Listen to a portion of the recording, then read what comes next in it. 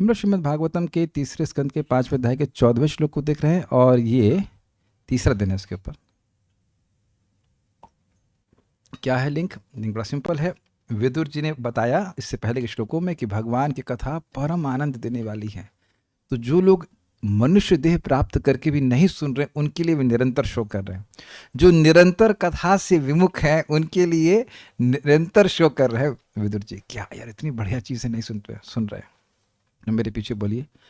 तान शोच शोचान अविदो नु शोचे हरे कथायां विमुखा न घेना। तांशोच शोच्यानविदोऽनुशोचे हरेः कथायां विमुखा न गेना। तान शोच शोचान अविदो नु शोचे हरे कथायां विमुखा न घेना। तांशोच शोच्यानविदोऽनुशोचे हरेः कथायां विमुखा न घेना। शृणोति देवो निमिषस्तु येषाम् आयुर्वृथा वाद गति स्मृतिना। शृणोति देवो निमिषस्तु येषाम् आयुर्वृथा वाद गति स्मृतिना। तान उन लोगों के लिए शोच जो सोचनीय है, शोचान उनके द्वारा भी वह लोग सोचनीय है। अविदः क्योंकि वह नहीं जानते भगवान की कथा के बारे में, इसलिए अनुशोचे मैं शोक कर रहा हूं। मतलब विदुर जी कह रहे हैं क्यों? हरे कथायाम विमुखान, जो लोग हरि कथा से विमुख हैं। हरि कैसे हैं? सर्व मंगल हरे प्रेम दिया हरे मन। ये भगवान के नाम को विशेष रूप से, बहुत सारे नाम हो सकते हैं, अच्युत कथायाम कह सकते थे, ऐसा ऐसा हो सकता था अच्युत का। जरा गा के देखते हैं। तान शोच शोचान विदो नु शोचे अच्युत कथायाम विमुखा न गहेना, चल जाता ना। लेकिन यहाँ हरे बोल रहे विशेष रूप से कि भगवान का विशेष गुण क्या है? सर्व अमंगल हरे। यही उनका अमंगल है कि वे भगवान की कथा से विमुख है। उसको हर लेते लेकिन विमुख है। अब सुनने ही नहीं आओगे तो वैमुख्य नष्ट कैसे होगा? जैसे परम पूज्य गौर कृष्ण महाराज की बड़ी सुंदर बात है। लोग कहते हैं कि महाराज कथा समझ में नहीं आती है। तो नहीं सुनने से समझ में आने लग जाएगी। कहते हैं याद नहीं रहता। तो अच्छा नहीं सुनोगे तो याद होने लग जाएगा? नहीं ना, आएंगे तो बार बार जब सुनेंगे कोई बात समझ में आ जाती है। ये बात है। तो इस तरह से वैमुख नहीं रखना चाहिए। हरे कथा या विमुखान। क्यों विमुख है? तो कहते हैं घेना, पहले के कोई पाप है इस कारण से विमुख है। तो कुछ तो अच्छा करते होंगे भाई। भगवान की कथा नहीं सुन रहे हैं तो उसका मतलब थोड़ा ना कि आयु व्यर्थ जा रही है। क्या ये आक्षेप आपने कभी नहीं सुना? अरे हम भगवान की भक्ति नहीं कर रहे तो क्या मतलब हम फालतू हैं? हाँ फालतू हैं। कह रहे हैं शृणोति देवो अनिमशस्तु तेषाम ये शाम आयु, जिनकी आयु को तो ये अनिमिष बिना पलक झपकाए सावधानी पूर्वक, जैसे कि हम नोट गिनते ना बिना बिना पलक झपकाए। आजकल तो नोट नहीं गिनते, ट्रांसफर हो जाता है। लेकिन मान लीजिए 1 लाख रुपए का बंडल है तो एकदम ऐसे गिनेंगे। एक व्यक्ति थे मेरे मित्र हैं, उनका नाम अर्जुन है। इंसिडेंटली वो मणियों में डील करते हैं। हमको ऐसे मित्र मतलब ट्रेन में मिल गए, दोस्ती करने हम तेज हैं। तो अब उसके बाद हमने कहा आप जब में क्यों नहीं आते? कि आ तो सकता हूँ लेकिन मुझे 3 बजे तक जगना पड़ता है। क्यों? कहते मणियाँ गिनता हूँ। वो मणि का जो व्यापार करते हैं तो अब मणि तो बिल्कुल ऐसे गिनती हूँ ना, आँख खोल करके एक भी मणि गड़बड़ ना हो जाए। एक मणि भी 12-12 हज़ार की, 15-15 हज़ार की होती है, जो भी मतलब वट एवर इज बिजनेसेस। तो उसमें बड़ी उपादेय बुद्धि, तू आँख खोल खोल करके करता है। मैं कहने का आशय ये है कि जब आप बहुत कार्य सावधानी से करते हैं तो पलक भी नहीं झपकाते, ये कहने का मतलब है। तो सावधानी पूर्वक आयु काट रहा है कौन? काल। एक क्षण भी उसका बचे नहीं व्यर्थ में कटने से। तो कह रहे हैं कि वृथा वाद गति स्मृत नाम, उनकी वाणी व्यर्थ है, उनकी गति अर्थात काया की चेष्टा व्यर्थ है, और मन भी व्यर्थ है। जिन चीज़ों का वह स्मरण कर रहे हैं सब व्यर्थ है। अब हम लोग बाल प्रबोधनी को सुनते हैं। भक्त लोग सोच सकते हैं कि अलग अलग टीकाओं से क्या होता है। देखिए मैं एग्जाम्पल देता हूँ कि भाई गोभी की सब्जी बनाई जाती है, हर कुक थोड़ा अलग फ्लेवर देगा कि नहीं? अरे यार आपने देखा हो कि मम्मी के हाथ का खाने अलग टेस्ट आ रहा है, दादी अलग टेस्ट बनाती है। वो गलत तो नहीं कह रहे हैं। उसी घर में 2 लोग अलग टेस्ट, और चाची का अलग हाथ से टेस्ट होता है। तो हर भक्त, हर आचार्य वो अपने मतलब शुद्ध भक्त हैं तो उनको अलग अलग रस मिल रहा है, उसको वह आस्वादन कराते हैं। ये भी थोड़ा इसको ऐसे चखो, आज इसने ऐसे बनाया, इसको ऐसे देखो। और ये तो बच्चों के लिए बाल प्रबोधनी देखते हैं। इस प्रकार परम फल देने वाली भगवत कथा से जो विमुख हैं उनके लिए विदुर जी शोक करते हैं। क्या परम फल था? निर्वृतस्य, सब जगह से विरक्त कर दे। जो जो दुख के स्थान है वहां से भगवान की कथा अपने आप विरक्त कर देती है। एक और भगवान में मति को लगा देती है और उससे निरंतर आनंद मिलता है। तो और कौन सा फल चाहिए? एक बात मैं कल बताना भूल गया। आपने भगवान की कथा की उदारता देखी कि वे हमारे अवगुण पे विचार नहीं करती। ये हम लोग बिल्कुल छोड़ दिए थे बात। भाई जो यही तो महाभारत का लक्ष्य था, लोग पॉलिटिकल बातें सुनना चाहते हैं, तो चित्त दूषित है, लेकिन आपकी मेरे चित्त के दूषण का विचार नहीं करती है। This is amazing, this is amazing. यानी हो सकता हो कि मान लो आज सुबह कोई दारू पी के आया हो, अभी मान लो नशा उतर गया कि क्लास समझ में आ जाए, तो अब वो समझने लगा उसको, तो पहले दिन से ही रस मिलने लग गया। Is it not very compassionate? ऐसा नहीं कि हृदय शुद्ध करो, बड़ा पवित्र आचरण करो, वर्णाश्रम के नियमों का सारा पालन करो कई जन्मों तक, फिर कथा में रुचि होगी।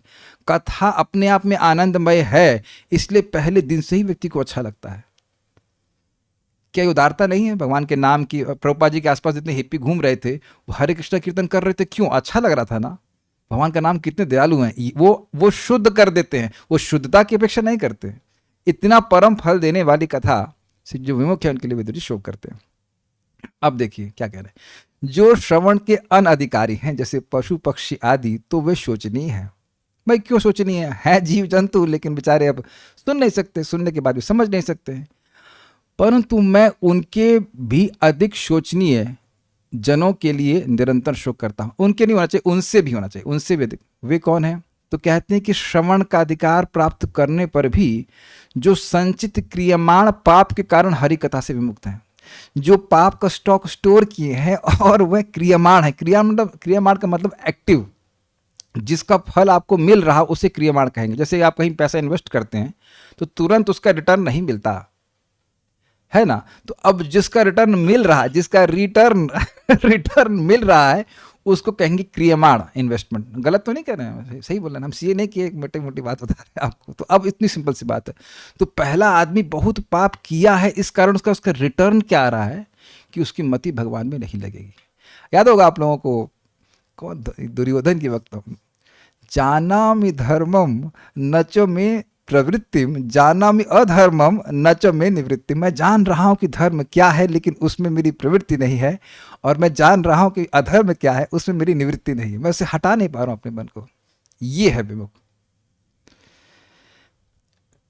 ये चीज मैं अपने जीवन में देखा और बहुत बड़ी शिक्षा प्राप्त की। हम नाम नहीं रखेंगे, चलिए हम नाम रख लेते कि हम गुणगान करना चाहते हैं। हमने मामी की बात बता रहे हैं, तो हमारी मामी जी को हम कई बार बोलते थे, बहुत साल से बोल रहे हैं कि आप कथा सुनिए, तो उनका कोई खास रुचि नहीं थी, लेकिन जप करती रही, निरंतर जप करते रहे, भगवान को प्रसाद खिलाते रहे। अभी लास्ट ईयर मैं उनके घर पे गया तो पता चला कि वो अब जब मामा जी चले जाते हैं ऑफिस, तो अब बिल्कुल बैठ करके यूट्यूब चलाएंगी और बिल्कुल, मतलब बच्चा नहीं है घर में, कोई नहीं है, शांति से कथा सुनती हैं। मैं उनके पाँव छू किया, जो कि मामी के पाँव नहीं छूते।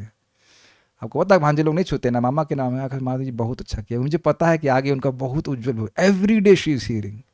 तो अब मुझे बहुत बड़ी शिक्षा प्राप्त हुई। आप किसी को कहते हो कि कथा सुनो, वो नहीं सुनना शुरू करता है, तो हम तुरंत उसकी भर्त्सना करने लग जाते हैं, नेगेटिव भावना रखते हैं। नहीं, बेचारे वो किसी कुछ ऐसा पहले का पाप होगा, कुछ होगा जिसके वजह से वो बंधे हुए हैं। तो दिमाग लगाना चाहिए, चलो जब कर सकते हो, हाँ जब कर सकते, ठीक है जब करना शुरू करो। वो जब करते रहेंगे, जब करते रहेंगे, प्रसाद खाते रहेंगे, धीरे धीरे अकस्मात, क्योंकि मैंने उनको नहीं कहा कि आप लेक्चर सुनिए यूट्यूब के, मैंने कभी कहा ही नहीं। पहले कहा था, फिर ना संपर्क नहीं हो पाया, तो मैंने कभी नहीं कहा कि आप प्रवचन सुनिए। I was very happy to see that. तो उस एग्जाम्पल से मैंने सीखा कि भाई आज कोई भक्ति नहीं कर रहा है, लेकिन बथुए का बीज डाल दो। आप कहें ये क्या बात बोले आप, बथुए का बीज?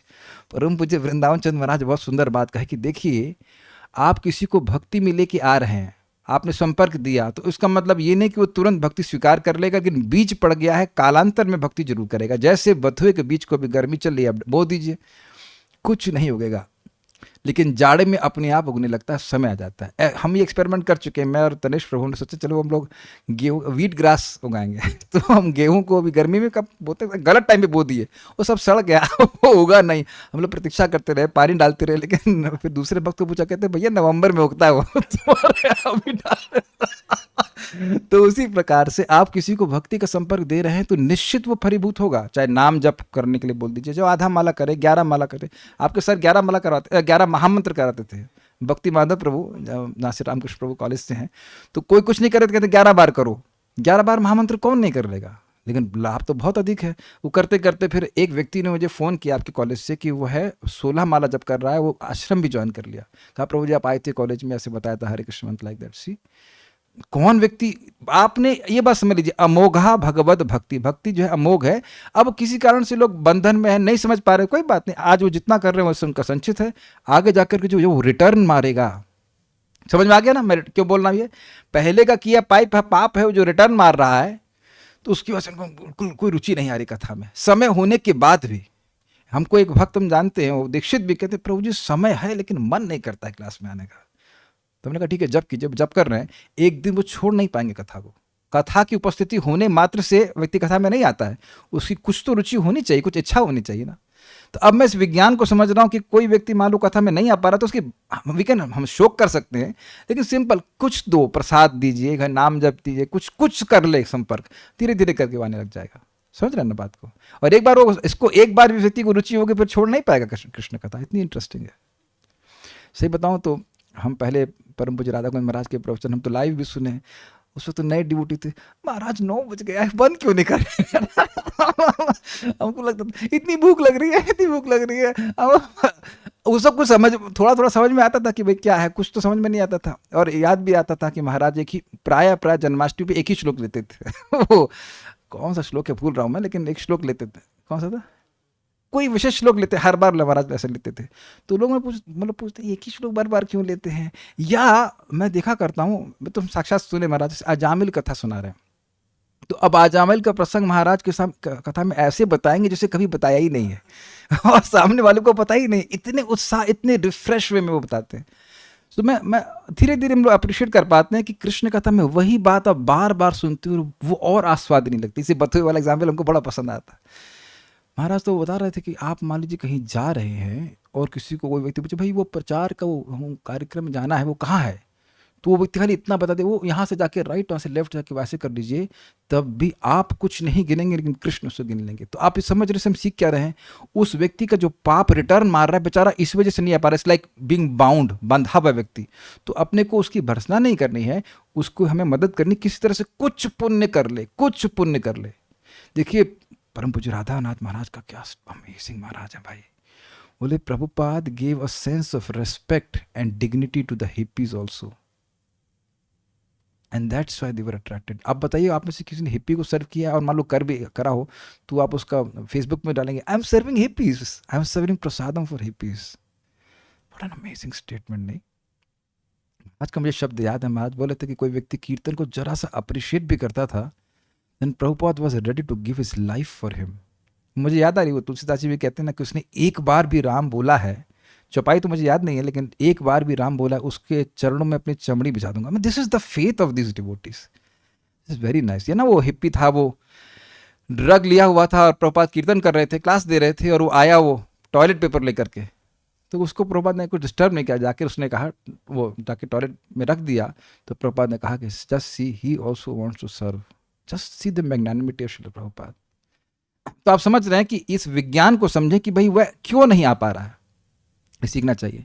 वैसा होने पर भी आप उनके लिए शोक क्यों करते हैं? अरे भाई वह कथा में नहीं आते हैं, वह नहीं सुन पा रहे, तो आपको क्या दिक्कत है?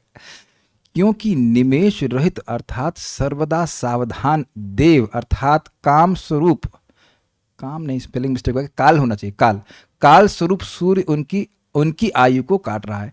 उनको दुख हो रहा है कि बेचारे व्यर्थ में मर रहे हैं।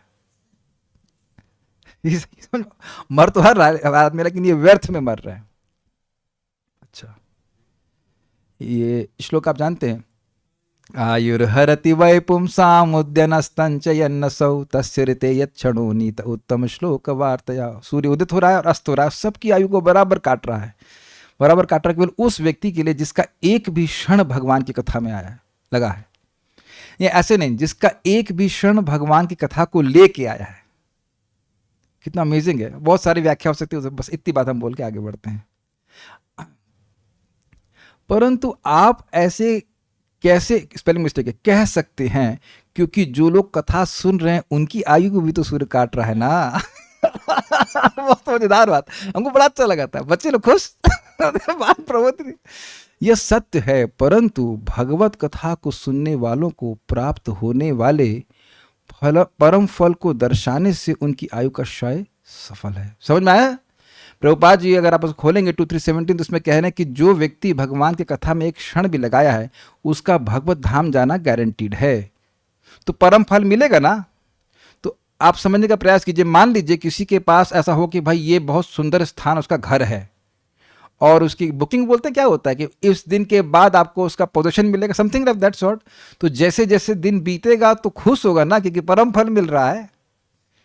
और मान लीजिए किसी को अब उल्टा हो कि भाई मकान अब बिक्री होने गिरवी रखने वाला है, अब 10 दिन रह सकते हो, उसके बाद निकाल करके झोपड़ी में डाला जाएगा, तो उसका समय जो कट रहा है वो तो दुख का कारण बनेगा ना। तो जो लोग की आयु व्यर्थ जा रही है भगवान की कथा के बिना, तो निम्न योनि में जाएंगे, तो दुख का कारण है। लेकिन अच्छे स्थान पे जाएंगे तो जितनी जल्दी है उतना अच्छा माना जाएगा ना। तो यद्यपि बाह्य रूप से लग रहा है कि भक्त भी मर रहा है या उसकी आयु कम हो रही है, लेकिन वो उसकी आयु कम हो रही है बाह्य रूप से, ताकि उसे शाश्वत जीवन भगवान के धाम में प्राप्त हो जाए। तो इसलिए भक्तों के लिए शोक का कोई मतलब ही नहीं है। क्लियर? ठीक है। कथा से विमुख लोगों का तो स्वाभाविक देहादि का व्यापार, व्यापार मतलब फंक्शंस, नरक आदि के दुख का हेतु होने के कारण उनकी आयु का क्षय अनर्थ का हेतु है, इसलिए उनकी आयु का क्षय व्यर्थ है। वो जो भी कार्य करेंगे वो नरक में जाने के लिए होगा। वे भोजन भगवान को अर्पण नहीं करेंगे, प्याज लहसुन खाएंगे, फिर उस पर कहेंगे गलत क्या है इसमें, जो गलत है वो तुमको मालूम चलेगा। Is it not? या फिर और गंदी गंदी चीज़ खाते हैं, गंदी गंदी चीज़ देखते हैं, वो सारे कार्य कर रहे हैं, तो उससे वह टिकट अपना बुक कर लिए कि वो उधर फ्लाइट बुक करो हमारा। Is it not?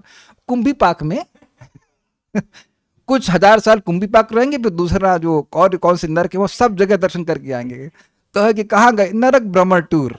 Is it not? तो इस प्रकार से लोग हैं, लोग समझ नहीं पा रहे हैं। एक्चुअली हम भी नहीं समझ पा रहे थे कि एकदम बुकिंग हो गया फिक्स कि नरक जाएंगे ही जाएंगे। और अगर नहीं समझ में आ रहा है तो आप 5वें स्कंद का आखिरी अध्याय पढ़ लेंगे, तब लगेंगे भाई लोगों का कलयुग में नरक से बच जाए, यही बहुत बड़ी बात है ना।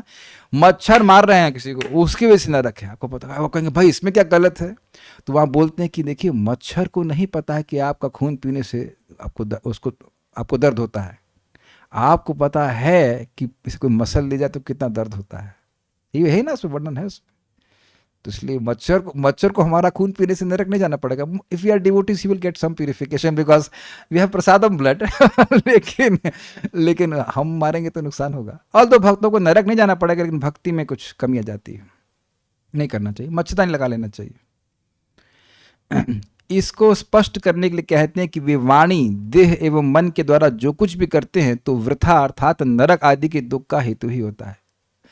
नरक जाना कौन सी बड़ी उपलब्धि है? Is it not apart from दुख वाली बात, वेस्ट ऑफ टाइम नहीं है?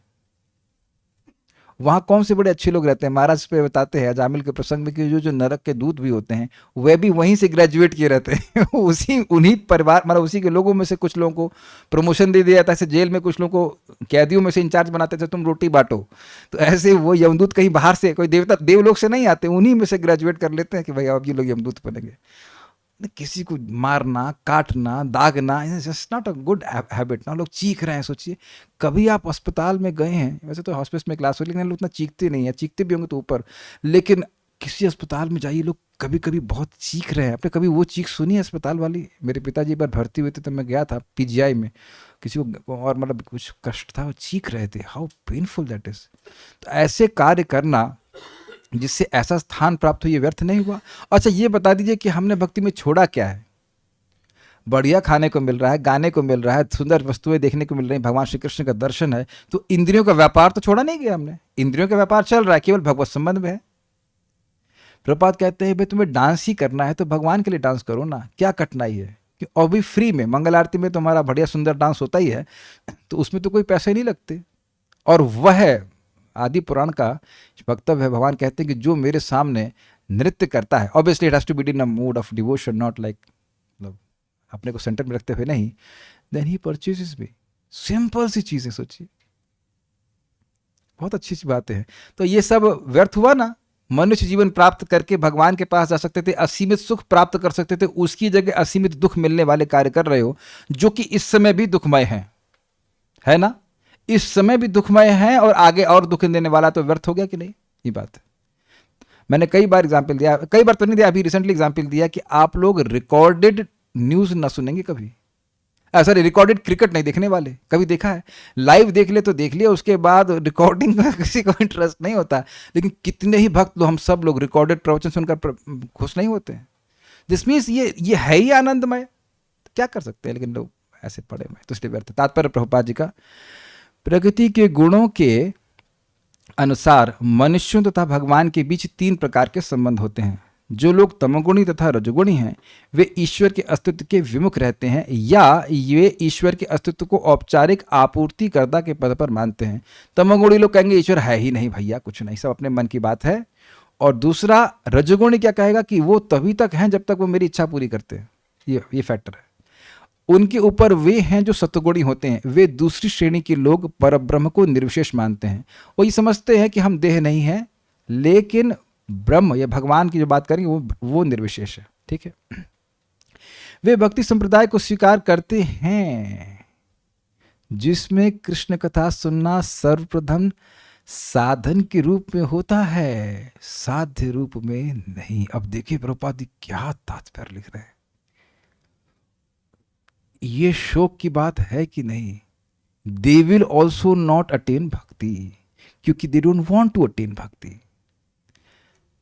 बिहार में एक वो बिहार स्कूल ऑफ योगा है जो भी है, कुछ लोगों ने वो लोग प्रभुपाद का बड़ा गुणगान करते, कहते हैं हरे कृष्ण मंत्र, उन्होंने उनके कुछ वक्तव्य में सुना, मैंने सुना कि सब लोग करते, लेकिन कि हरे कृष्ण मंत्र का प्रचार किया, लेकिन वह हरे कृष्णा क्यों करते हैं?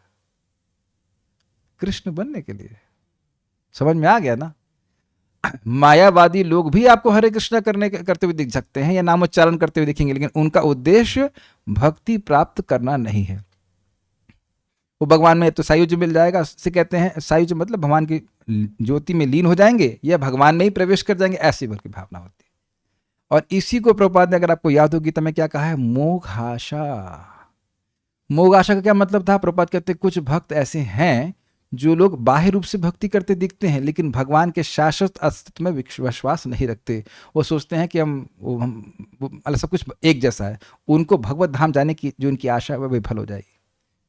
तो इसीलिए बार बार सुनना है कि भगवान शाश्वत हैं और मैं उनका शाश्वत अंश हूं, और मोक्ष के बाद या जगत छोड़ने के बाद भी मैं उनकी सेवा में ही लगूंगा, और वही जीवन का परम पुरुषार्थ है।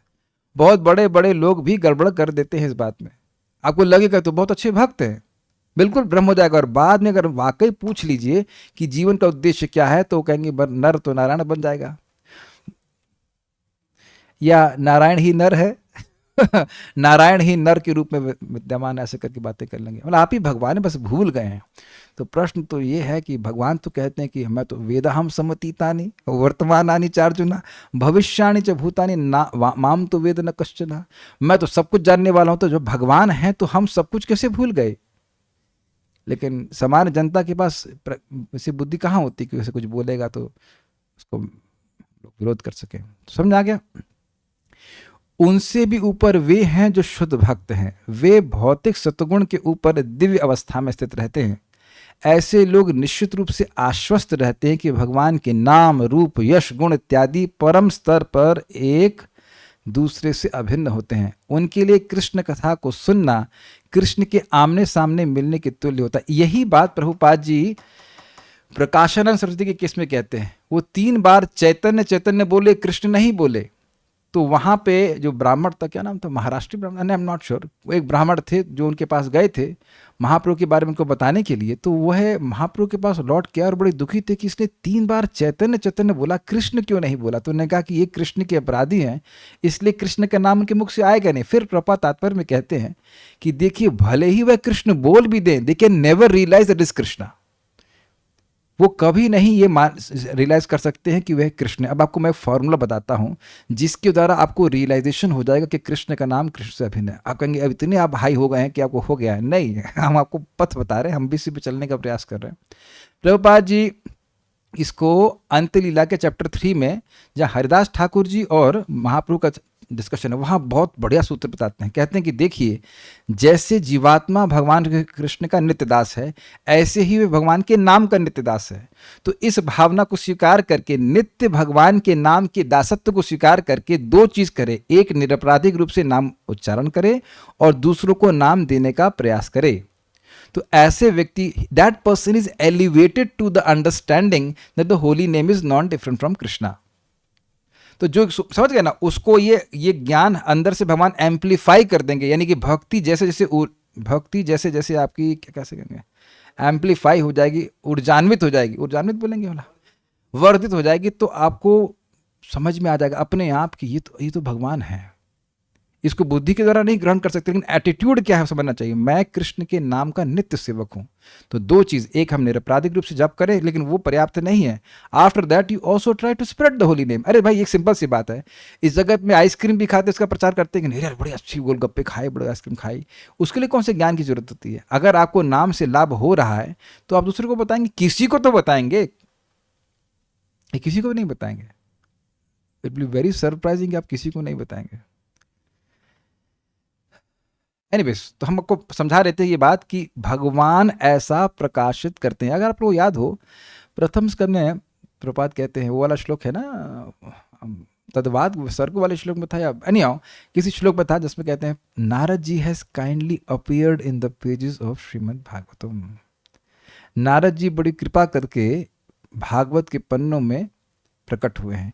और एक और बात प्रभुपाद ने कहा, जो जिस व्यक्ति का मन पवित्र है, मतलब भक्ति करके ही, वह अनुभव कर पाता है कि भगवान श्री कृष्ण साक्षात श्रीमद् भागवतम से अभिन्न है।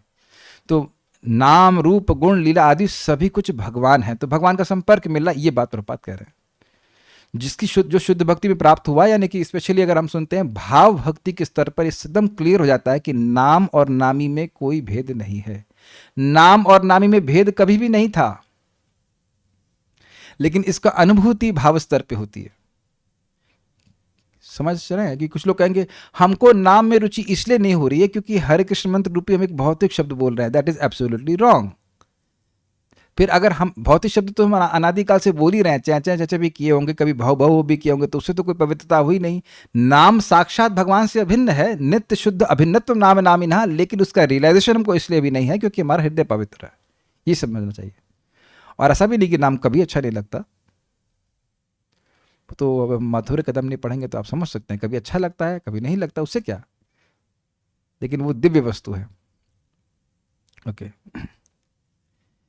इस श्रेणी के लोगों के अनुसार जो भगवान की शुद्ध भक्ति को प्राप्त होते हैं, मानव जीवन का सर्वोच्च लक्ष्य पुरुषार्थ है, अर्थात भगवान की भक्ति है। ये कुछ हिंदी ठीक से नहीं सेट की गई है, बट इसका पॉइंट है मानव जीवन का सर्वोच्च पुरुषार्थ है भगवान की भक्ति, ऐसे होना चाहिए, जो जीवन का असली मिशन है। मतलब भगवान की भक्ति प्राप्त करने के लिए भगवान की भक्ति कर रहे हैं। बहुत सिंपल सी बात है।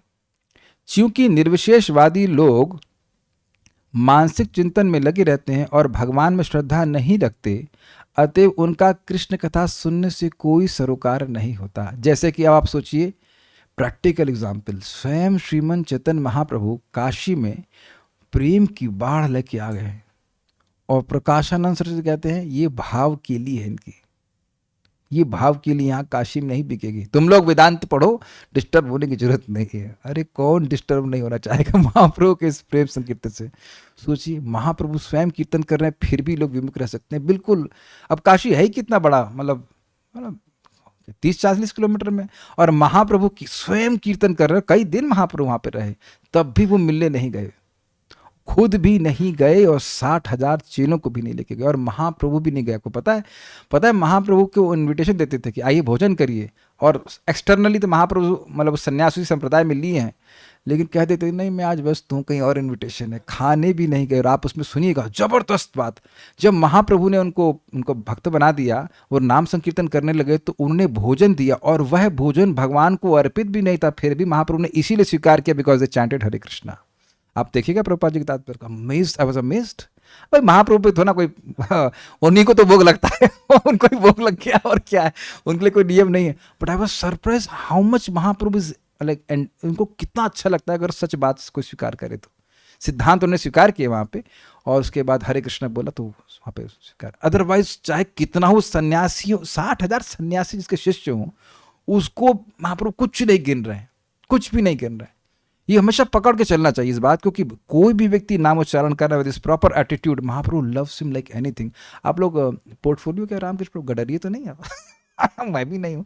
तो जो गडरिये हैं, गडरिये गाय चराने वाले, वो हरि हरि बोल दिए तो महाप्रभु कह रहे हैं कितार्थ हुईला आमी सुनाइला हरि नाम, because there are innocent people, not offensive in any way. ये बात आप लोग को बार बार याद रखनी चाहिए, because we tend to forget how every devotee is very dear to Krishna. एक मैं रिवोल्यूशनरी बात कहना चाहता हूँ, आप विरोध कर देना, मैं विरोध करवाने के लिए बोल रहा हूँ। Sometimes we think that if a very senior devotee will come to my home for prasadam only, then I am fortunate. Which is true.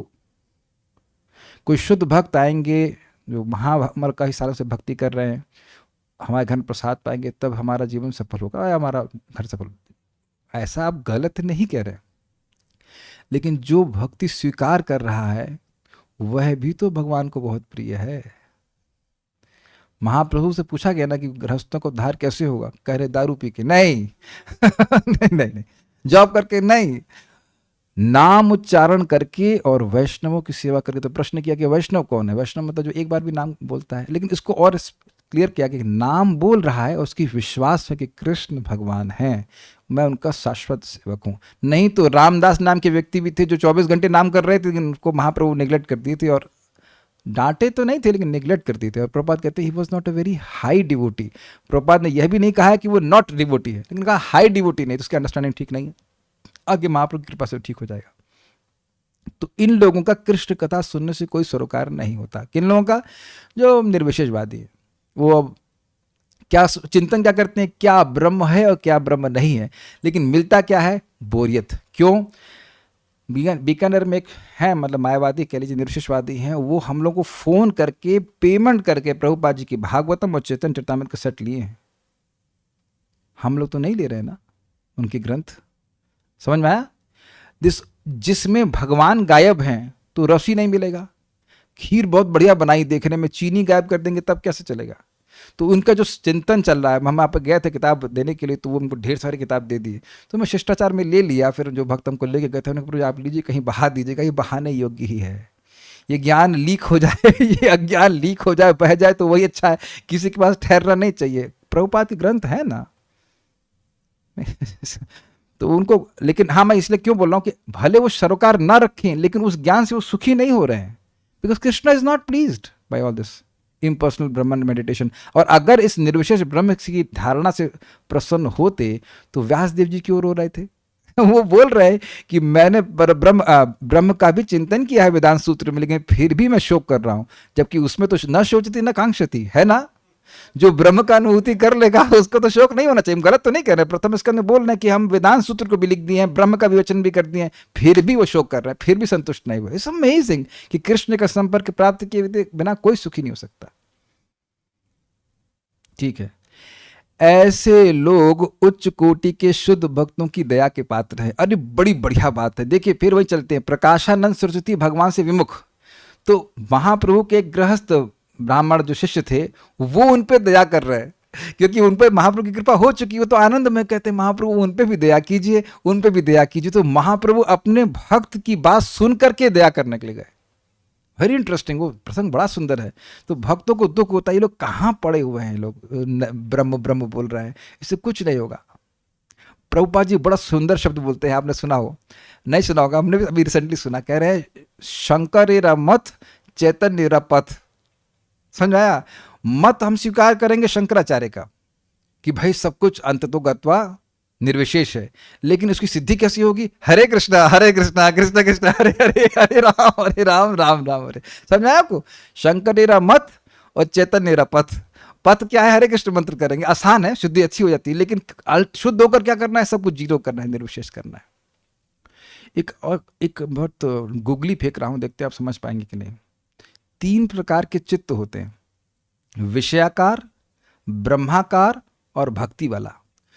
जो ब्रह्माकार चित्त है, जो निर्विशेष ब्रह्म की अनुभूति करता है, वह जगत के विषयों को बिल्कुल नहीं ग्रहण करता, लेकिन वह भगवान के नाम रूप रस आदि को भी ग्रहण नहीं कर सकता। समझ पा रहे हैं? और जो, क्योंकि जीवात्मा है लिमिटेड, तो उसकी स्वयं की अनुभूति उसको लिमिटेड सुख देगी, लेकिन भगवान है असीमित, तो भगवान के नाम रूप गुण आदि के जब अनुभव करेगा तो उसे असीमित सुख मिलेगा, तो वो चीज से वो बिल्कुल छूट जाते। इसीलिए उनको भक्तों की संगत प्राप्त करनी पड़ेगी। जो विषयाकार चित्त, जैसे वह विषयाकार चित्त ब्रह्म की अनुभूति नहीं कर सकता, ऐसे ब्रह्म की अनुभूति करने वाला चित्त भगवत अनुभूति भी नहीं कर सकता। समझ पा रहे हैं बात? तो देर हेल्पलेस, वो अटक गए ब्रह्म में, कुछ सिवा ही नहीं करने को मिलेगा, ये चीज है। ठीक है, दयनीय निर्विशेषवादी उन पर तरस, हाँ अब देखिए, दयनीय निर्विशेषवादी उन पर तरस खाते हैं जो तमो तथा रजोगुणों द्वारा प्रभावित होते हैं। कहते देखो यार कितने भोगों में पड़े हुए हैं समझ आ गया, काम मर रहे हैं लोग, ठीक है। किंतु भगवान के शुद्ध भक्त इन दोनों पर तरस खाते हैं, क्योंकि वे दोनों ही मानव जीवन का अपना अमूल्य समय झूठे कार्यों, इंद्रिय भोगों तथा विभिन्न वादों एवं जीवन लक्ष्यों के मानसिक चिंतन के प्रदर्शन में नष्ट करते। तो आप समझ आ गया, प्रपात व्याख्या कर रहे हैं, वृथावाद गति स्मृति नाम। तो जो भोग में लगे हुए हैं उनके लिए, यद्यपि ये जो निर्विशेषवादी कहते हैं हम लोग तो विरक्त हैं, ये लोग तो भोगों में पड़े हैं, दुख में हैं, लेकिन ये जो सो कॉल्ड विरक्त हैं इनके भी भगवान, जो भगवान के भक्त हैं उन पर दया करते हैं। कहते हैं इन लोगों को तो भगवान की भक्ति का सुख मिल ही नहीं रहा, सूखे पड़े हुए हैं। सार्वभौम भट्टाचार्य जी का मैं पैराफ्रेज कर रहा हूँ, वो बोल रहे थे ना कि इस निर्विशेषवाद का अध्ययन करते करते मेरे हृदय तो पूरी तरह सूख गया था, ऐसे कुछ कुछ वो बोलते हैं महाप्रभु को। आपकी कृपा से मैं भक्ति को प्राप्त कर पाया, ऐसे ये बात है। सुबोधरी, ये भी बड़ी इंटरेस्टिंग है। भगवान ने मनुष्य को इंद्रियां अपनी सेवा के लिए दी हैं, किंतु किसी को नहीं भी दी हैं। मतलब मनुष्य वाली इंद्रियां सबको तो नहीं दी है ना, जिनको नहीं दी हैं वे एक प्रकार से शोक करने के योग्य हैं, क्योंकि उनको मिली नहीं है। यदि उनको इंद्रियां दी होती तो उन इंद्रियों से सेवा करते, और नहीं दी तो बेचारे क्या कर सकते। फिर जिनको इंद्रियों की प्राप्ति के समय आसुरी इंद्रियां मिली हैं, वे भगवत कथा सुनकर भी उसके रस को नहीं जान सकते, जिस कारण से वे भजन नहीं करते हैं। वे शोक के योगियों में भी विशेष शोक करने योग्य हैं। ये थोड़ा समझ पाए।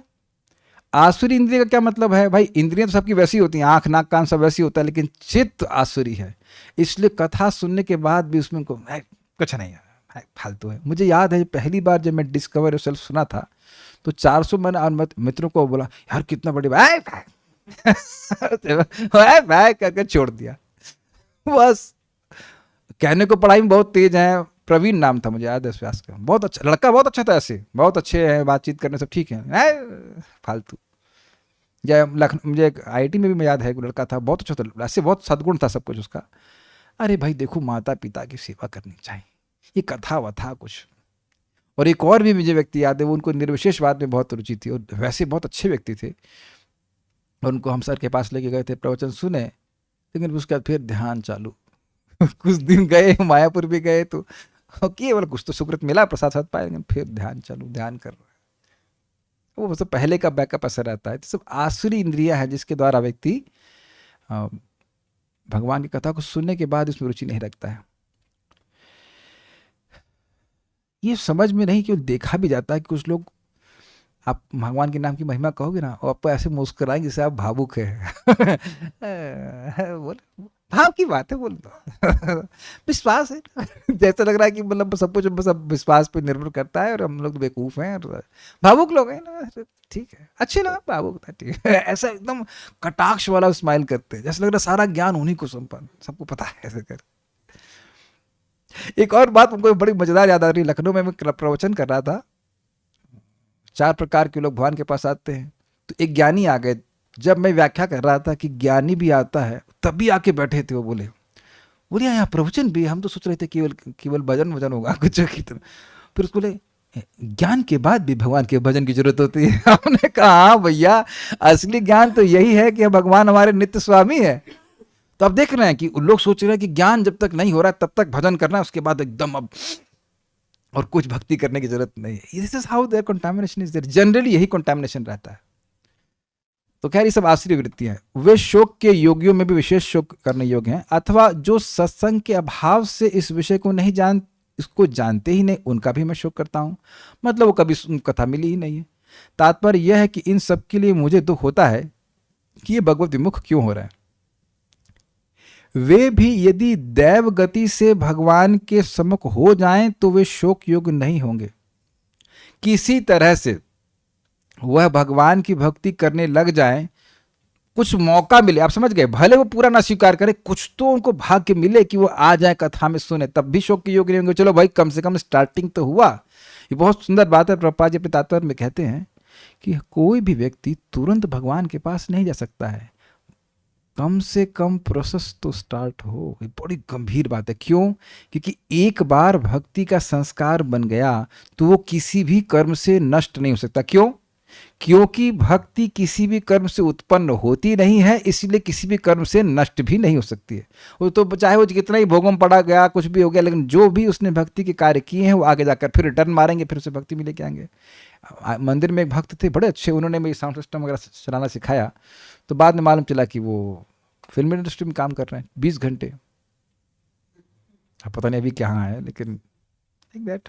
लेकिन जो भी मंदिर में सेवा किया, मुझे याद है, आज भी याद है कि भक्ति परम पूज्य भक्ति चारू महाराज का प्रवचन था और साउंड सिस्टम खराब था बलराम हॉल का, और दिल्ली से एंड टाइम पे आया था साउंड सिस्टम। मतलब 6:30 क्लास है तो 6:15 6:20 पे आया होगा। महाराज आने ही वाले थे और उन्होंने 10 मिनट में पूरा साउंड सिस्टम सेट कर दिया और बहुत अच्छे से क्लास हुआ। तो वो तो जिंदगी भर का शाश्वत रूप से क्रेडिट हुआ ना। बहुत से भक्तों ने कथा सुनी, सबको आवाज़ सुनाई, अच्छे से पढ़ी। तो आप समझ गए, ये सब बात आप जानते ही हैं। तो अब ठीक है, वो डिस्टर्ब हो गए जो कुछ भी है, लेकिन वो शोक के विषय इसलिए नहीं क्योंकि जीवन में भक्ति की है। ये बात है। जो सर्वदा भगवत विमुख हैं वे ही शोच्य। अरे भाई कुछ तो भक्ति करो। अरे रेगुलरली हफ्ते में एक बार तो मंदिर जाओ ये भी रेगुलर है ना, वंस इन अ वीक, है ना। ऐसा होने में क्या कारण है? जो सर्वदा भगवत विमुख हैं वे ही शोच्य हैं। तो अगर कोई कहे ऐसा क्यों कह रहे हो, तो ऐसा होने में क्या कारण है वो बताते हैं कि अघेना अर्थात पाप ही मनुष्य को भगवत विमुख कराता है। यदि विमुख ना करावे तो पाप नाश हो जाता है। इसलिए अपनी रक्षा के लिए पाप मनुष्य को भगवत विमुख कराता है। कोई लाइन बहुत जबरदस्त लगी कि जानता है कि अगर ये चला गया भगवत कथा में तो अब मैं नष्ट हो जाऊंगा। इसको मैं प्रैक्टिकल में बता रहा हूँ कि एक व्यक्ति थे, वो उन पर बहुत भूत पड़ा हुआ था। तो हम भूत भगवान के लिए लेके जा रहे थे, तो वो बोलने लगा वहाँ मत जाओ। हमने कहा कहाँ न जाए? वहाँ मत जाओ, वहाँ मत जाओ। उसको हम पकड़ के लेके गए, फिर भूत उतर। और एक और अमेजिंग दिखती, जैसे भूत उतरवा रहे थे तो जैसे वो मंत्र बोलना शुरू किए तो तुरंत सो गया। हमने कहा ये तो कौन रोज हो रहा है। जैसे ही जप करने के लिए माला उठाई तुरंत सो गए, क्योंकि माया जानती है कि भाई ये मंत्र बोलेगा हरे कृष्णा कृष्णा कृष्णा हरे हरे, हरे राम राम राम हरे हरे, तो ये मुझे भागना ही पड़ेगा। आप यह देखेंगे कि भक्तों की संगत में आएंगे तो कथा हो जाएगी, नहीं तो कोई है अंदर जो रोक रहा है। अभी मत सुनो यार क्लास, अभी नहीं, सुन तो लिया तुमने 2 घंटा, और सुनने की क्या जरूरत। ऐसा करके माया रूपी भूत पिशाची बोला कि वो पकड़ी रहती है। जानती है कि भैया ये अगर भगवान के सामने चला गया, कथा सुन लेगा तो फिर नहीं रुकने वाला। इसको अकल आ गई कि मैं धोखा दे रही हूँ तो मुझसे ये परचेज नहीं करेगा। जैसे मैं एग्जाम्पल दे रहा हूँ प्रैक्टिकल। अभी मैं एक व्यक्ति से बनाना मंगवा रहे थे अपने वहाँ के साधुओं के लिए बंदरों के लिए। तो वो बड़ा लंबा काट रहे थे, तो पैसा हम एक दिन जाके चेक किए तो 25 रुपये किलो था, वो 40 रुपये किलो ऐसे ला रहे थे। तो हमने बंद किया, हमने दूसरे ईमानदार व्यक्ति को दे दिया कि भाई वो लेके आइए। समझ आ गया ना। जो व्यक्ति आपके संग धोखा कर रहा हो वो बड़े प्रेम से बोला प्रभु जी केला ले दूं, केला ले आऊं। मैंने कहा इतना आग्रह क्यों? हमको संदेह हो रहा था कि भाई ये कुछ चीटिंग कर रहा है।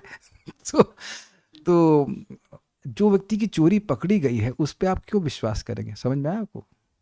माया जानती है कि ये कथा सुनने लग जाएगा तो मेरी ट्रिक्स मालूम चल जाएंगी, मैं सुन धोखा कर रही हूं। क्या ये आप लोगों को नहीं पता चला? At least we are fighting maya, not becoming subservient to it, to her. जब हम लोग माया में जाते हैं तो हम लोग को पता रहता है कि हम लोग माया में गए। अग्रीड? तो ये कृष्ण भावना है कि नहीं? कुछ कैच किया? मान लीजिए मैं किसी से मतलब झगड़ा कर रहा हूँ, दुश्मनी है, तो मुझे पकड़ ले तो मुझे मालूम है कि मैं दुश्मन के अंडर में चला गया। ये नहीं कि मैं दुश्मन को ही दोस्त मान के बैठा हुआ हूँ। अंतर आ गया ना? बहुत बड़ा अंतर है। पहले हम लोग माया में थे, मालूम नहीं था कि माया में है क्योंकि कृष्ण भावना में नहीं थे। तो आप समझने का प्रयास कीजिए, ये पाप है। ये जानता है कि अगर नाम बोल दिया इसने या कथा सुन ली तो ये मुझे हटना ही पड़ेगा, इसलिए भगवत विमुख करके रखता है। इसीलिए भक्त लोग जा जाकर कथा सुनाते हैं। मुझे याद है कि व्यक्ति ने मुझसे गीता लिया था वृंदावन में, तो उनके घर में गए हम क्लास करने के लिए। तो गीता कहाँ? हाँ गीता कहाँ गई? गीता कहाँ और ढूंढ रहे गीता कहाँ गई। बड़ी देर बाद गीता मिली यथारूप, मतलब पूरा सील पैक, उसमें से खुशबू बाहर ना आ जाए, कहीं लीक हो जाएगा ज्ञान, ऐसे रखा हुआ था। इस प्रकार से लोगों को विमुख रखता है। And we should be compassionate. बस ऐसे तुरंत मुझे एक याद है, मैं यमुनानगर जाता हूँ कभी कभी, जाया करता था, तो एक भक्त बोले, प्रभु जी पहले तो हमको बड़ी चिढ़ मचती थी कि ये क्लास हो क्यों रही है, खुद उसने बोला। और उसके बाद वो कई सालों के बाद जब करते रहे, फिर जब मैं वहाँ पे जाके क्लास देता था तो कहते थे, प्रभु जी सुबह की क्लास होगी, शाम की होगी क्या? तो अब बिल्कुल प्रैक्टिकल दिख रहा है कि कुछ पहले का पाप रहता है, इस कारण से वो कथा में नहीं रहते, तो भगवान का नाम उच्चारण करते रहते वो पाप नष्ट हो गया, तो अब उनको कथा सुनने में भी अच्छा लगने लगता है। This is very very nice. ठीक है, पाप के कारण जब मनुष्य भगवत विमुख होता रहता है तब काल भी उसको ग्रसता है, यो श्रृणोति पद से कहा है। ऐसा नहीं है कि विमुख है तो काल छोड़ देगा, तुम भगवान के शरण में नहीं आओ तो अच्छा दूसरी तरह से आओ, कालोस्मी लोक क्षयकृत प्रवृद्ध हो, अच्छा तुम भगवान कहेंगे तुम मेरी शरण में डायरेक्ट नहीं आते हो ना, तो मैं काल के रूप में तुम्हारे सामने आता हूं, सब कुछ छीन लूंगा। नेक्स्ट, काल सब जानने वाला देव है, अर्थात कौन पापी है, भगवत विमुख है, उसको भी जानता है, अतः वह सदैव ग्रसार्थ अनिमिष अर्थात सावधान रहता। दिस इज ब्रिलियंट ना, ब्रिलियंट ना। हम लोग जब भक्ति में नहीं आए थे तो कौन बताए कौन भक्त है कौन नहीं है, लेकिन काल सब जान रहा है कि कौन व्यक्ति भक्ति कर रहा है या भक्ति के लिए इच्छुक है और कौन नहीं है। ऐसा नहीं कि वो गलती से भी भक्तों की आयु को काट दे, और ऐसा नहीं कि वो गलती से भी अभक्तों की आयु को छोड़ दे। वंडरफुल नहीं? इसलिए अनिमिष कह रहे हैं इनको, जो कहते हैं कि यदि भगवान से विमुख हैं किंतु अन्य देवताओं की सेवा अथवा अन्य मार्ग तप आदि का पाषंड मार्ग से अपना कार्य यानी मोक्षादि सिद्ध कर लेंगे। क्या इस तरह के वचन आपने सुने कि नहीं? भाई भगवान का भजन नहीं कर रहे हैं, देवताओं की पूजा कर रहे हैं, तो कुछ गलती है क्या? उन सबको छोड़ेगा नहीं काल, तो उनका कहना सत्य नहीं है, मतलब उन्हें कुछ नहीं मिलने वाला। उनको इसको बताने के लिए तू शब्द दिया गया है। तू मतलब काल, मतलब निश्चितता के अर्थ में कि भाई पक्का ऐसा कर रहा है। काल उन सब की आयु का हरण करता है, कारण कि उस काल का एक ही कार्य है और वह आयु का हरण करना है। अगर कोई पूछे कि भाई काल आयु क्यों हरण करता है, कहता काम ही है उसका हरण करना, और करेगा क्या? मृत्यु सर्व हरस चाहम, भक्ति भी हर लेते हैं क्या? नहीं, जो भौतिक कुछ है वो सब हर लेते हैं, लेकिन भगवान की भक्ति उसको तो भगवान का मतलब जो काल है वो नष्ट नहीं करता है। आप सुन चुके हैं, सुनेंगे एक्चुअली। न वयम न वयः, यमराज जी बोलते हैं कि भक्त न तो मेरे अंतर्गत हैं और न वह अर्थात समय के अंतर्गत, इसलिए अव्यय, जिस पे काल ना चले उसे अव्यय कहेंगे।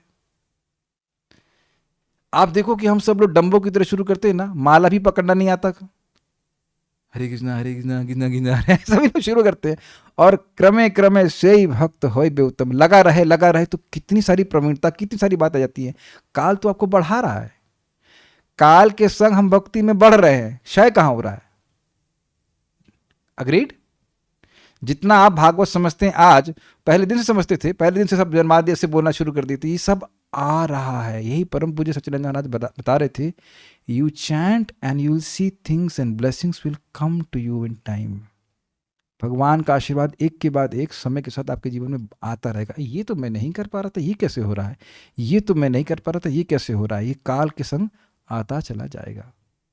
ये अपने जीवन में नहीं देख रहे? बताइए, आप लोगों को बहुत समान लगता है ना कि ये भागवतम समझ में आ रही है। रामकृष्ण को तो शुरुआत से समझ में आती थी ना? नहीं आती थी ना? मेरे को भी नहीं आती थी, मुझे तो भागवत का भाव भी नहीं पता था। भागवत जैसी कोई चीज़ है 2002 में मुझे पता भी नहीं था। This is how Krishna's mercy. ये प्लीज रिपीट में कर रहा हूँ इस बात को, नाम उच्चारण करते रहेंगे, ऑल द ब्लेसिंग्स आर कम। मैं कोई नई बात नहीं बोल रहा हूँ। क्या श्रेय कैरव चंद्रिका वितरणम, श्रील प्रभुपाद जी कहते हैं कि श्रेय मतलब उच्चतर जो कल्याण का मार्ग है, तो वह उसकी किरणों का वितरण करती है चांदनी की तरह। तो प्रभुपाद कह रहे हैं इसको कि देखिए, जैसे चंद्रमा अमावस्या से लेकर पूर्णिमा तक धीरे धीरे वर्धित होता है, ऐसे ही जीव का स्वरूप धीरे धीरे प्रकाशित होता जाता है भगवान के नाम से। बहुत सुंदर व्याख्या है। और इसी कारण से व्यक्ति becomes feels liberated. Don't we feel liberated from so many things? तो ये सब चीजें हैं कि काल हमारी चीजों को, हमारे जो आध्यात्मिक संपत्ति उसको बढ़ा रहा है, साथ दे रहा है ना। मान लो इस जीवन में 20 साल भजन करने को मिलता, तब तो काल की सहायता नहीं मिलती ना, लेकिन हमको लंबे समय तक भक्ति करने का मौका मिल रहा है इस जीवन में, तो हम देख रहे हैं कि काल के प्रभाव से हमारा हमारी भक्ति बढ़ रही है, लेकिन बाकी सबके लिए आयु काटने का काम ही करता है काल, उसका और कुछ काम ही नहीं है। कोई पूछे कि क्यों कर रहा है, क्या भेदभाव है, कि कुछ दुश्मनी है की काल की किसी की आयु काटने के लिए? कहते नहीं, दुश्मनी नहीं है, उसका काम ही है आयु को काटना, इसलिए काट रहा है। यदि कहो कि काया वाणी और मन से कुछ तो श्रेष्ठ करते ही होंगे, कुछ तो लाभ होता होगा, इस शंका को मिटाने के लिए कहते हैं समझा, शंका मत कीजिए, वो टाइम वेस्ट ही कर रहा है शंका मत करिए, 100% टाइम वेस्ट कर रहा है कहते हैं वृथा। मतलब कहने का आशय है कि कुछ काया से अच्छा कर देते होंगे, कुछ वाणी से कर देते होंगे, या मन से कुछ कर देते होंगे। तो कहते हैं कुछ भी अच्छा नहीं करते। तो कहते हैं वृथा वाद गति स्मृति नाम, उनके वादादि तीनों ही पुरुषार्थहीन है। वादादि मतलब वाद गति और स्मृति तीनों व्यर्थ हैं, वही उनको रुचते हैं जैसे उल्लू को। उल्लू को प्रकाश पसंद नहीं आता किंतु अंधकार प्रिय है। अब इसमें तो समय नहीं है, लेकिन हमको एक बार हम बता ही देते हैं। एक बार कुछ उल्लू बैठे हुए थे पेड़ के ऊपर, और एक राजहंस वहाँ पहुँच गया। तो राजहंस को पूछे तुम कौन हो? कहते मैं राजहंस हूँ, और वो सूर्य अस्त हो गया था तो मैं विश्राम करने के लिए यहाँ पे आ गया। सूर्य किस चिड़िया का नाम है? अब महाराज कहते हैं कि अब उल्लुओं को लगता है कि हर चीज दुनिया में केवल चिड़िया ही है। तो कहने सूर्य उदित होता है और सूर्य का प्रकाश हो जाता है। प्रकाश क्या होता है प्रकाश क्या होता है? अब उल्लुओं को संग दिक्कत ये कि जैसे सूर्य उदित होता है उनको दिखना बंद हो जाता है, तो समझेंगे कैसे कि सूर्य क्या होता है? तो भगवान की यश होने के बाद भी फिर भी उनको यही हल्ला रहता है कि निराकार। इसका मतलब क्या? वो उल्लू की बुद्धि वाले हैं। ये बात बोली जा रही है, उनको अंधकार प्रिय है। अंधकार ही प्रिय है तो सूर्य की तरफ कोई भी ना काया से ना वाणी से ना मन से उनकी गति नहीं होने वाली, इसलिए व्यर्थ करते रहेंगे। समझा गया? इसलिए उनको उल्लू बोल रहे हैं। हमारा वक्तव्य नहीं, आचार्य बोल रहे हैं, उल्लू बोल रहे हैं। ठीक है। गति अर्थात काय की, अर्थात काया की क्रिया। ये समझ में आ गया ना? स्पीड से आप समझ सकते हो, कहीं से जा रहे हैं तो सीधे में बोल रहे हैं। इसमें उनके सर्वस्व का नाश होने में पुरुषार्थ यानी साधन मौजूद होते हुए भी पुरुषार्थ हो नहीं सकता है, इसलिए वे शौचों से भी शौच। क्या मतलब? मतलब ये है कि भाई शरीर, अरे चलो तुम भाई मतलब कथा नहीं सुन रहे, चलो ठीक है, प्रसाद खा लो, कुछ तो करो भगवान के संबंध में। वो शरीर से भी कुछ नहीं करने वाले। आप देखेंगे कुछ लोग कथा नहीं सुन पाते हैं, लेकिन शरीर से मान लो टमाटर ही काट देंगे। आपको याद होगा कि हम भक्तों को बुलाते थे कॉलेज से, तो खूब वो फल वल कटवाते जन्माष्टमी में। तो मान लो वो भाई बहुत से लोगों के कथा में नहीं भी आ रहे, लेकिन एक भाव है कि हाँ कुछ सब्जी काट दे, कुछ कर दें। ये देखा गया कि नहीं देखा गया है? कथा में नहीं आएंगे, कुछ होगा तो माइक स्टैंड लगा देंगे, कुछ वो कर देंगे। लेकिन वो कह रहे कि नहीं, शरीर से भी कुछ नहीं करते। अब इस पे हम एक श्लोक बोलना चाहते हैं। जब यमदूत यमराज के पास गए और कंप्लेन लेकर कि भैया जामिल को छुड़वा लिया, तो यमराज ने कहा कि भाई देखो जो भगवान के भक्त उनको मत लाओ, ये फलान। तो बोले किसको लाएं? तो कहते हैं जिह्वान वक्ति भगवद गुण नाम ध्येयम चेतस्य न स्मरति यच्चरणारविंदम कृष्णाय नो नमति यच्चिर एकदापि तानान यध्वमसत कृत विष्णु कृत्यान। तो कह रहे हैं जिनकी जिह्वा एक बार भी भगवान का नाम नहीं बोलती, वाद समझा गया ना? मतलब पूरा जीवन बीत जाएगा, एक बार भी कृष्ण नहीं बोलेंगे। अगर उनसे पूछो कि क्या नहीं बोलोगे, तो ये भी नहीं बोलेंगे कि कृष्ण नहीं बोलेंगे। हम प्रैक्टिकल देखें। अच्छा, सरकार कुछ लोग गूंगे होते हैं तब, तो कहते हैं कि उनके मन कभी भगवान का स्मरण नहीं करते। सरकार कुछ लोग पागल होते हैं तब, तो फिर उसके बाद कहते हैं कि भगवान को एक बार भी प्रणाम नहीं करते, मतलब शरीर से भी नहीं करते। तो बात यह है कि उस पर आचार्यगण कहते हैं कि जब इतना भी नहीं करते हैं, इसका मतलब है कि अविष्णु कृत्यान, वो विष्णु के लिए कोई कृत्य नहीं करते, इसलिए लेके आओ। यानी कि शरीर से, मन से, वाणी से किसी तरह से कोई भी कृत्य किया है तो आप नरक नहीं जाएंगे। यानी उसका वो पावर इतनी ज़्यादा। जैसे आप देखेंगे भाई बहुत से लोग यहाँ परिक्रमा करते हैं, आप विद ऑल ड्यू रिस्पेक्ट बहुत अच्छा कार्य कर रहे हैं, बाहर से लोग आते हैं, जरूरी तो नहीं कि उन्हें कृष्ण कथा में रुचि हो ही, मैं ये नहीं कह रहा हूँ कि नहीं है, बट यह भी हो सकता है कि वो एक देखा देखी में कर रहे हो, तो भी लाभ तो है ना कि वृंदावन में चलने से भी वैकुंठ की प्राप्ति होगी। आप समझ पा रहे हैं, मैं उनकी निंदा बिल्कुल नहीं कर रहा हूँ। ये काफ़ी संभावना है कि वह बहुत कृष्ण कथा को, भागवत को न जानते हों, लेकिन एक विष्णु कृत्य तो कर रहे हैं ना। Is it okay? भाई जैसे हम लोग वैष्णो देवी गए थे, 97 की बात कर रहा हूँ, तो अब कुछ दुर्गा जी के बारे में कुछ पता नहीं था, हम लोग जा रहे तो हम भी चल देते हैं, वो चल दिए थे, मतलब पिताजी माता जी साथ में। तो ऐसे ही बहुत से लोग परिक्रमा कर सकते हैं, क्योंकि देख रहे हैं कि वो लोग भगवान के बारे में बात करते हुए परिक्रमा नहीं करते हैं, सीन। बट कुछ तो कृत्य है ना, कुछ विश्वास है ना कि वृंदावन भगवान का है, वहाँ पे हम जाएंगे, कुछ तो करे। जैसे अजामिल बिल्कुल कॉन्शियस नहीं था, फिर भी नारायण बोल तो रहा था ना। तो ऐसा वो कुछ भी नहीं करने वाले, ये बोल रहे हैं, इसलिए उनका जमीन व्यर्थ जाएगा, बाद में केवल नरक जाएंगे। ठीक है। कुछ भक्त कह रहे हैं पाप तो हमारा भी था, तो फिर हमको कथा में आने का कैसे मौका मिल गया? आपको कथा में आने का मौका मिल गया या कथा को आपके पास आने का मौका मिल गया? ये देखिए, भक्त लोग कहते हैं कि बहुत से लोग अपनी खिड़की के बाहर देख रहे हैं कि चैतन्य महाप्रभु का कोई सेवक आकर उनको बचाएगा, लेकिन मैं इसको थोड़ा चेंज कर रहा हूँ। बहुत से लोग अपने फ़ोन में देख रहे हैं कि भगवान चैतन्य महाप्रभु का कोई सेवक आके बचाएगा। आजकल लोग खिड़की के बाहर नहीं देखते हैं, अग्रीड, स्मार्टफोन में देखते हैं। तो स्मार्टफोन खिड़की हो गई कि नहीं, उसमें गलती से कथा जाती है। एक भक्त बता रहे थे कि प्रभु जी आपकी कथा मुझको जब जानते नहीं थे, हम यूट्यूब खोलते थे, बार बार आ जाती थी, तो हम चिढ़ जाते थे, ये क्यों आ रहे हैं बार बार ये क्यों आ रहे हैं बार बार। तो बाद में वो संपर्क में आ गए और कथा सुनने लगे। तो भगवान भी जुटे पड़े किसी तरह से कथा वगैरह मिल जाए। यूट्यूब बड़ा प्रबल साधन है, बहुत सारे भक्त हमको यूट्यूब के माध्यम से मिल रहे हैं। एक भक्त बता रहे थे कैसे उनको कुछ इच्छा थी कथा सुनी, कहाँ सुनेंगे तो एकदम से आ गया। एकदम से कुछ नहीं है, nothing is an accident in any one's life. भगवान की व्यवस्था होती है। अब आप चिंता मत करिए, अब आ गए ना, अब यहीं पर रहिए। हमको अच्छा लगा ये भक्त जो प्रश्न कर, प्रभु जी एक क्लास सुन सकते हैं, गीता या भागवत, अब दोनों में आते हैं। एट इज जहाँ तक हमें लगता है, देखिए भाई आपको जिसमें टेस्ट होता है ना उसको करते हो, सिंपल सी बात है, सब समय निकल जाता है। जैसे सभी देवी देवताओं की सत्ता चेंज होती है, क्या वैसे ही दुर्गा देवी की भी है? नहीं नहीं नहीं नहीं, दुर्गा जी तो मटेरियल एनर्जी की अधिष्ठात्री देवी हैं, वो नहीं चेंज होती है। निर्विशेषवादी एंड शून्यवादी क्या? अभी आज समय नहीं है, अगली बार समझाऊंगा उसको। चैतन्य भी तो भगवान कृष्ण का नाम है, सीधा नाम नहीं है। नित्यो नित्य नाम चेतनस चेतना नाम। चैतन्य मतलब जो कॉन्शियस हो, तो कॉन्शियस तो जीवात्मा भी है, उसको भी आप चैतन्य कह सकते हैं। चैतन्य अणु शब्द पर आप सुन चुके हैं, लेकिन चैतन्य कृष्ण का नाम है। Situations of devotees with material desire is different from second koti as devotee wants Krishna just attached to bhoga। देखिए इस चीज़ को हमने पहले चर्चा कर लिया है कि भगवान के भक्त यद्यपि भौतिक इच्छा से युक्त भी क्यों ना हो, उनकी भर्त्सना नहीं की गई। आपने सुना नहीं कल चर्चा?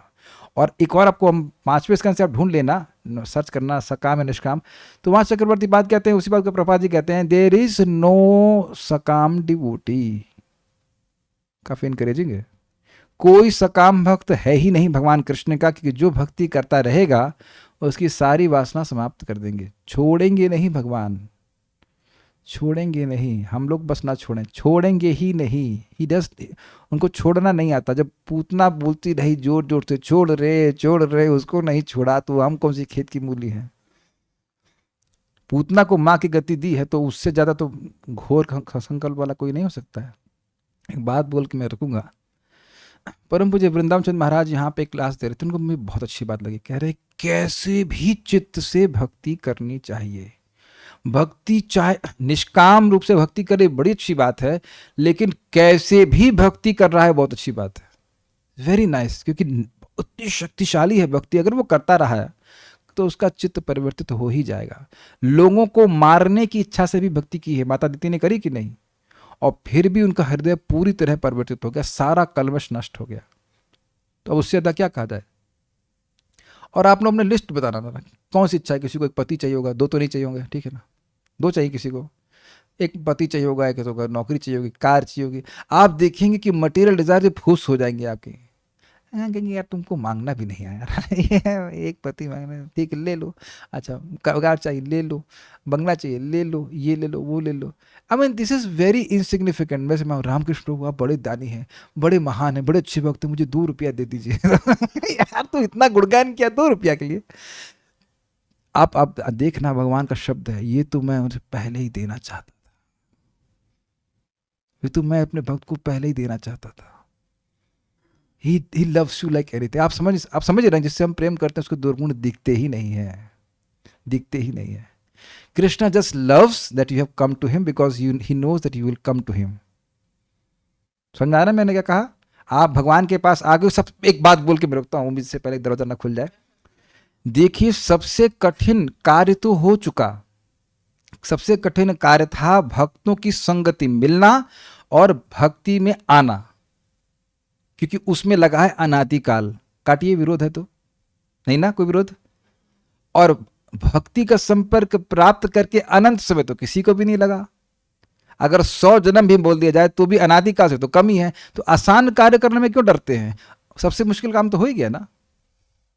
भक्तों की संगत प्राप्त हो गई, आपको सबको समझ में आ गया है। जो भी मटेरियल डिजायर लिख लो, कितनी पत्नी चाहिए, एक से ही भर जाएंगे आप, दूसरी नहीं कर पाएंगे। आप सुन चुके हैं ना, अपिचे तो सुदुराचार का क्या मतलब था? दूसरों की पत्नियों से भी संग करने की उसकी वृत्ति है, लेकिन अगर उसके मन में ये निष्ठा हो गई है कि भाई भक्ति ही करना है, तो भी कैसा साधु है? वैसा साधु माना जाएगा जैसा कि अनन्य भजन करने वाले।